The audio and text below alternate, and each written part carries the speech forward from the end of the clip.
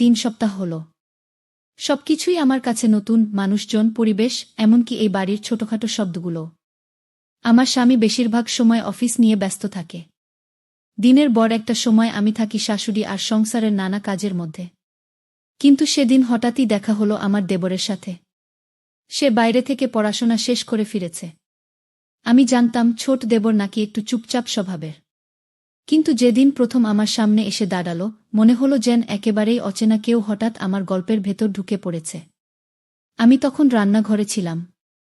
সে দরজার পাশে দাঁড়িয়ে বলল, ভাবি, আমি কি একটু পানি পেতে পারি? শব্দটা খুব সাধারণ হলেও সেই স্বরে একটা অদ্ভুত সৌজন্য ছিল। আমি তাকিয়ে দেখি, চোখ দুটো শান্ত, কিন্তু গভীরে যেন কিছু লুকানো। আমি হালকা হেসে পানি এগিয়ে দিলাম। সে যখন গ্লাসটা হাতে নিল, আমার হাত ছুঁয়ে গেল হালকা করে। সেই ছোঁয়া খুবই ক্ষণিকের, কিন্তু আমার বুকের ভেতর কেমন যেন কেঁপে উঠল। আমি নিজেই অবাক হলাম, আমি এমন কেন অনুভব করলাম। আমি মাথা নিচু করে বললাম, এই নাও ঠান্ডা পানি। সে কিছুক্ষণ তাকিয়ে থেকে বলল, ধন্যবাদ ভাবি। আপনি এই বাড়িকে অন্যরকম করে তুলেছেন। আমি স্তব্ধ। এর মানে কি? এটা কি নিছক সৌজন্য, নাকি অন্য কিছু? সেদিন থেকেই বুঝতে পারছিলাম এই গল্পের শুরুটা সাধারণ নয়। সেদিন রাতের খাবারের পর সবাই বসার ঘরে আড্ডা দিচ্ছিল। হঠাৎ করেই বিদ্যুৎ চলে গেল। পুরো বাড়িটা ডুবে গেল অন্ধকারে। শাশুড়ি তাড়াহুড়ো করে মোমবাতি খুঁজতে গেলেন, আমি রান্নাঘরের দিকে এগোলাম, সেখানে একটা ছোট টর্চ আছে ভেবেছিলাম। কিন্তু অন্ধকারে দরজা ভেদ করে বের হতেই কারো সাথে হালকা ধাক্কা খেলাম। সরে গিয়ে আমার ঠোঁট থেকে বেরিয়ে এলো কাপা কণ্ঠে। আমিই তো। শান্ত নিচু গলা উত্তর এলো। চেনা কণ্ঠ। আমি বুঝলাম সে আমার দেবর। অন্ধকারের ভেতর আমি তার মুখ স্পষ্ট দেখতে পাচ্ছিলাম না, কিন্তু অনুভব করতে পারছিলাম তার নিঃশ্বাসের উষ্ণতা। খুব কাছে দাঁড়িয়েছিল। আমার বুকের ভেতর হঠাৎ কেমন যেন ধড়ফড় করতে লাগল। আমি এক পা সরে গিয়ে বললাম, টর্চটা খুঁজছিলাম। সে হালকা হেসে বলল, আমি আছি তো ভাবি, আপনাকে একা যেতে হতো না। কেন জানি কথাটার মধ্যে একটা অদ্ভুত নিরাপত্তা আর সাথে সাথে অচেনা টান মিশেছিল। তখনই মোমবাতি জ্বালানো হলো বসার ঘরে। আলো এসে চারপাশ ভরতেই আমি দেখলাম সে এখনো আমার দিকে তাকিয়ে আছে, কিন্তু তাড়াতাড়ি চোখ ফিরিয়ে নিল। আমি চুপ করে রান্নাঘরে চলে গেলাম। হাতে টর্চটা নিয়ে ফিরছিলাম, কিন্তু মনে হচ্ছিল অন্ধকারটা যেন অনেক কিছু ঢেকে রেখে গেছে, যা আমি শুধু অনুভব করেছি, কিন্তু কাউকে বলা যায় না। গত কয়েকদিন ধরে লক্ষ্য করছি আমার দেবর প্রায় অজুহাত খুঁজে আমার পাশে থাকে। আমি যদি রান্নাঘরে যাই, সে এসে দাঁড়ায় ফ্রিজ থেকে পানি নেওয়ার নাম করে। আমি যদি বারান্দায় ফুলে পানি দিই, সে এসে বই হাতে বসে থাকে। আমি যদি বাজারের জিনিস গুছাই, সে সাহায্য করার নাম করে পাশে দাঁড়িয়ে থাকে। প্রথমে ভেবেছিলাম কাকতালীয় ঘটনা, কিন্তু বারবার এমন হতে থাকায় বুঝলাম বিশ্বাসটা কেবল কাকতালীয় নয়। একদিন বিকেলে আমি ছাদে কাপড় শুকাতে গিয়েছিলাম। চারপাশে রোদের আলো পড়ছিল সোনালি হয়ে। হঠাৎ লক্ষ্য করলাম দেবর এসে পাশে দাঁড়াল। ভাবি, আপনি একা একা এত কাজ করেন কেন? ডাকলেই তো আমি আসতাম। আমি একটু হেসে বললাম, তুমি তো পড়াশোনায় ব্যস্ত থাকো। আমি কেন তোমাকে বিরক্ত করব? সে শান্ত গলায় বলল, বিরক্ত নয়, বরং আপনাকে সাহায্য করলে আমার ভালো লাগে। আমি কিছুক্ষণ চুপ করে রইলাম। তার চোখের কোণে তখন একরকম অদ্ভুত স্নিগ্ধতা আর টান। হঠাৎ হাওয়ায় আমার ওড়নাটা উড়ে তার কাঁধে গিয়ে পড়ল। আমি তাড়াতাড়ি টেনে নিলাম, কিন্তু মুহূর্তটা আমার বুকের ভেতর কেমন যেন কেঁপে ওঠা রহস্য তৈরি করল। সেদিন থেকে মনে হতে লাগল সে শুধু পাশে থাকে না, আমার নীরবতা বুঝতে চেষ্টা করে। তার চোখে এক ধরনের প্রশ্ন থাকে যেটা সে মুখে বলে না।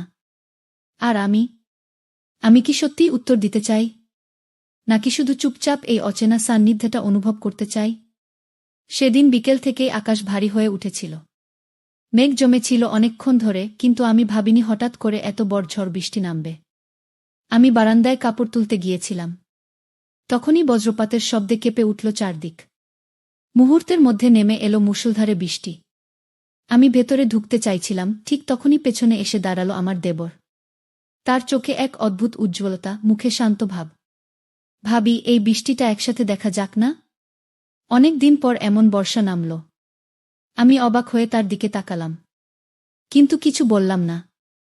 পাশে দাঁড়িয়ে বৃষ্টির পর্দার ওপারে তাকিয়ে রইলাম। হাওয়ায় ঠান্ডা ঝাপটা আসছিল, ওড়নাটা বারবার উড়ে যাচ্ছিল। দেবর হঠাৎ হাত বাড়িয়ে ধরল যেন বাতাস আমাকে কাবু না করে। তার হাত আমার হাতে লাগল না, কিন্তু কাছাকাছি চলে এলো।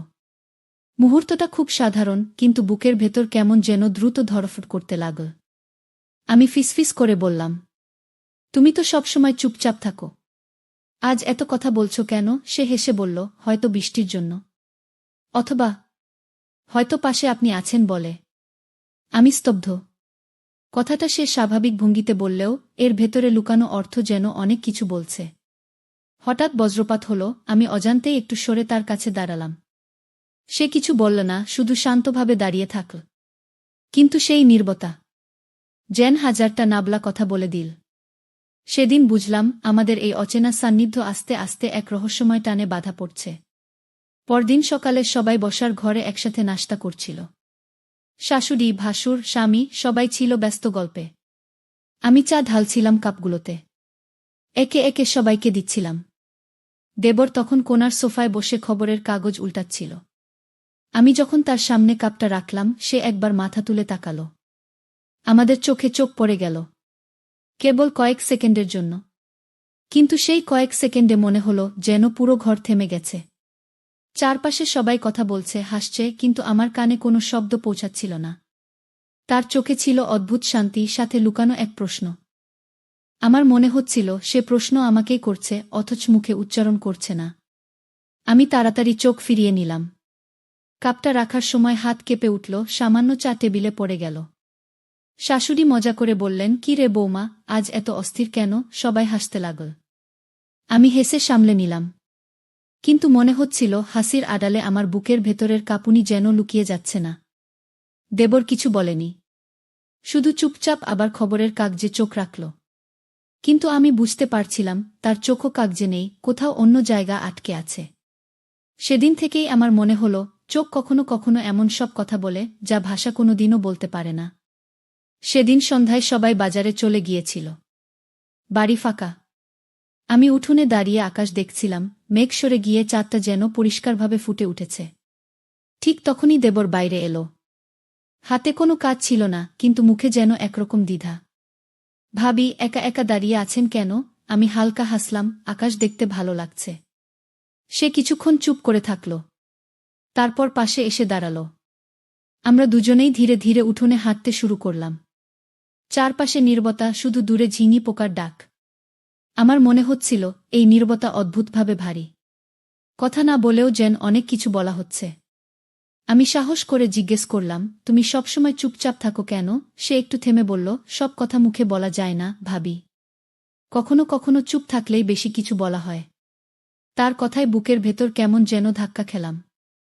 মনে হলো এই নীরবতা সত্যিই অনেক কথা বলে দিচ্ছে। আমরা ধীরে ধীরে বারান্দার দিকে ফিরছিলাম। তখন হঠাৎ বাতাসে আমার ওড়না উড়ে তার হাত ছুঁয়ে গেল। সে তাড়াতাড়ি ধরে দিল আমাকে। আমাদের চোখ আবার এক মুহূর্তের জন্য আটকে গেল। সেই মুহূর্তে মনে হলো এই সম্পর্কের ভেতর একটা অদ্ভুত টান তৈরি হচ্ছে, যেটা স্বাভাবিক নয়, কিন্তু এড়ানোও যাচ্ছে না। সেদিন রাতটা অদ্ভুত শান্ত ছিল। সবাই ঘুমিয়ে পড়েছে, কিন্তু আমার চোখে ঘুম এল না। বুকের ভেতর কেমন এক অস্থিরতা কাজ করছিল। আমি বারান্দায় এসে বসে পড়লাম। আকাশ ভরা তারা, হালকা হাওয়া বইছে। মনটা একটু হালকা লাগছিল। হঠাৎ টের পেলাম পেছনে কারো পদশব্দ। ঘুরে দেখি দেবর। সে কিছু না বলে আমার পাশেই এসে দাঁড়াল। কিছুক্ষণ আমরা দুজনেই চুপ করেছিলাম। শুধু রাতের নিস্তব্ধতা আমাদের ঘিরে ছিল। আমি নীরবতা ভাঙতে ফিসফিস করে বললাম, তুমি ঘুমাওনি? সে শান্ত গলায় বলল, ঘুম আসছিল না। ভেবেছিলাম হয়তো আপনি এখানেই থাকবেন। আমি অবাক হলাম। সে কিভাবে বুঝল আমি বারান্দায় আসব? আমি বললাম, কেন যেন মনে হয় তুমি ইচ্ছে করেই সবসময় পাশে থাকার সুযোগ খোঁজো। সে মৃদু হাসল। হয়তো সত্যিই তাই। তবে কথা সবসময় বলে ফেলা যায় না ভাবি। অনেক কিছু শুধু অনুভব করা যায়। আমি স্তব্ধ হয়ে গেলাম। এই কথার ভেতর যেন হাজারটা অঘোষিত অর্থ লুকিয়ে আছে। আমরা দুজনেই চুপচাপ আকাশের দিকে তাকিয়েছিলাম। হাওয়ায় আমার চুল মুখে এসে পড়েছিল। দেবর হঠাৎ হাত বাড়িয়ে আলতো করে চুলটা সরিয়ে দিল। মুহূর্তটা খুব ক্ষণস্থায়ী, কিন্তু বুকের ভেতর এক অজানা কাঁপুনি ছড়িয়ে গেল। আমি কিছু বললাম না। সেও আর কিছু বলল না। কিন্তু সেই নীরবতায়, সেই স্পর্শে যেন অচেনা এক সম্পর্কের শুরু হয়ে গেল। সকালের আলোটা ছিল শান্ত। সবাই নিজেদের কাজে ব্যস্ত। আমি চুপচাপ ঘরের কোণে বসে একটা পুরনো বই পড়ছিলাম। বইটা ছিল কবিতার, যেখানে প্রতিটি লাইনে লুকিয়ে থাকে অদৃশ্য অনুভূতি। আমি শব্দগুলো হারিয়ে গিয়েছিলাম, হঠাৎ পেছন থেকে একটা গলা শুনতে পেলাম।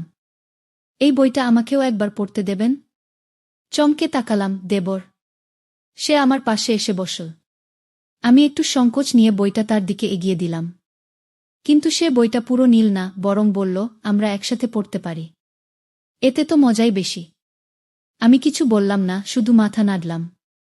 তারপর আমরা দুজনেই বইটার পাতা চোখ রাখলাম। পাতা উল্টাতে গিয়ে হঠাৎ আমাদের আঙুল একসাথে ছুঁয়ে গেল। মুহূর্তটা খুব সাধারণ, কিন্তু আমার বুক কেঁপে উঠল। আঙুল সরাতে চাইলাম, কিন্তু সে যেন ইচ্ছে করেই থেমে রইল। চোখের কোণে তাকিয়ে দেখলাম, দেবরের চোখে অদ্ভুত এক শান্তি, আর সেই শান্তির ভেতর যেন লুকিয়ে আছে অব্যক্ত কিছু। আমি ধীরে বললাম, তুমি এমন করে তাকাচ্ছ কেন? সে একটু থেমে ফিসফিস করে বলল, কিছু কথা বলা যায় না, শুধু অনুভব করানো যায়। বুকের ভেতর কেমন যেন ভারী হয়ে উঠল। আমি দ্রুত বইটা বন্ধ করে বললাম, যাও, কাজে যাও। আমার পড়াশোনা শেষ করতে হবে। সে হেসে উঠে দাঁড়াল, কিন্তু যাওয়ার আগে বলে গেল, তাহলে আজ রাতে আবার পড়াশোনা করব, একসাথে। তার পায়ের শব্দ মিলিয়ে গেলেও আমার কানে বাজতে থাকল সেই বাক্য। মনে হচ্ছিল, এই নীরবতার ভেতরেই শুরু হচ্ছে এক অদ্ভুত সম্পর্ক, যেটার কোনো নাম নেই। তবু আকর্ষণ আছে প্রবলভাবে। দিনগুলো কেমন জানি বদলে যাচ্ছিল। দেবরের সাথে প্রতিটি দেখা, প্রতিটি কথোপকথন যেন ভেতরে ভেতরে আমার জীবনকে নতুন রঙে রাঙাচ্ছিল। একদিন সন্ধ্যায় সবাই উঠোনে বসে গল্প করছিল। আমি একটু দূরে নিঃশব্দে দাঁড়িয়ে আকাশের দিকে তাকাচ্ছিলাম। হঠাৎ দেবর এসে পাশে দাঁড়াল। কোনো শব্দ হল না। শুধু একসাথে দাঁড়িয়ে থাকা, এইটুকুই যেন যথেষ্ট ছিল। আমি বললাম, তুমি সবসময় চুপ করে থাকো কেন? সে নরম গলা উত্তর দিল, কারণ চুপ থাকলেই সবচেয়ে বেশি বোঝানো যায়। শব্দ অনেক সময় অপ্রয়োজনীয় হয়ে যায়। তার কথায় বুক কেঁপে উঠল। মনে হলো সে আমার হৃদয়ের অচেনা কথাগুলো পড়ে ফেলছে। কিছুক্ষণ আমরা একে অপরের দিকে তাকিয়ে রইলাম। সেই নীরব চাহনি যেন আমাদের দুজনের ভেতরের সব গোপন অনুভূতি খুলে দিল। আমি কিছু বললাম না, সেও কিছু বলল না। শুধু খুব নিঃশব্দে, খুব আলতো করে আমার হাতটা তার হাতে এলো। কোনো ঝড় নেই, কোনো তাড়াহুড়ো নেই, শুধু এক অনির্বচনীয় শান্তি। সেই মুহূর্তে আমি বুঝলাম, ভালোবাসা সবসময় উচ্চস্বরে আসে না। কখনো কখনো তা আসে নিঃশব্দ ছায়ার মতো, যেখানে শুধু দুজন মানুষ একে অপরের উপস্থিতিতেই পূর্ণতা খুঁজে পায়। তো বন্ধুরা, ভিডিওটি ভালো লাগলে কমেন্টে জানাবেন।